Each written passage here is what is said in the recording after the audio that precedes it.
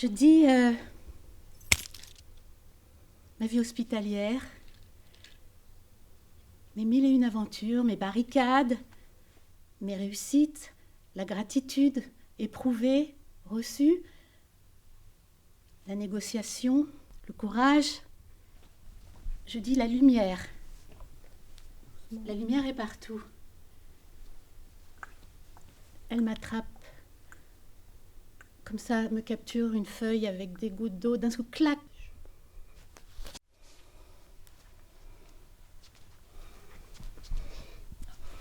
Vivant. Je dis vivant. Et aussi, toute une époque où être technicien de laboratoire,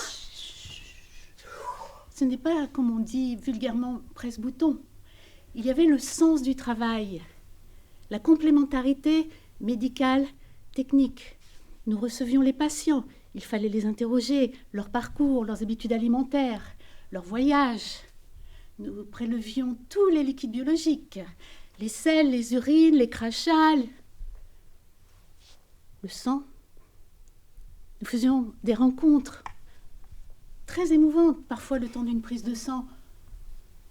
Je me souviens encore des patients dans les années 80 qui avaient le sida et qui, pendant le temps de la prise de sang, on voyait le sarcome de Kaposi progresser, qui disait « Vous croyez que je vais mourir ?»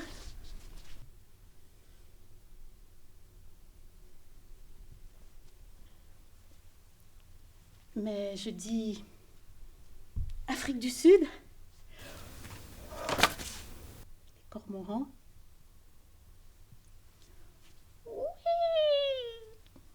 Le ciel qui change, la montagne qui tombe dans la mer. Je tombe dans le sable. Je tombe. C'est le désert.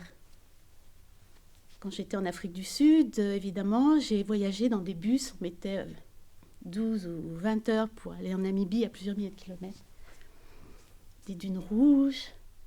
Mais l'Afrique du Sud, c'est la tournée des townships et des bantoustans avec les étudiants noirs. Et on chantait dans le bus et on était accueillis par les villageois qui étaient reclus dans des zones arides des montagnes.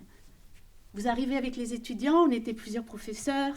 Un jour, on est arrivé en retard et d'un seul coup, arrivé à quelques centaines de mètres du lycée où on devait nous accueillir, on entend pom, pom, pom, pom, pom, pom, pom, pom. Et la clameur monte et des dizaines de jeunes étudiants noirs qui clapaient des pieds et des mains. Ils nous attendaient, nous étions en retard. Et ils nous acclamaient. Et ensuite, dans d'autres villages, on a dansé dans les églises. C'était la ferveur. Et l'apartheid, et la misère, et les crimes. Mais je crois que la joie, elle n'est pas toujours là où on l'attend.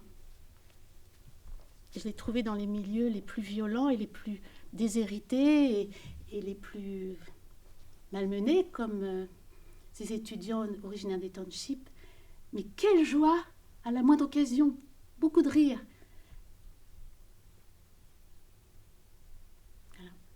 Voilà mes biotopes.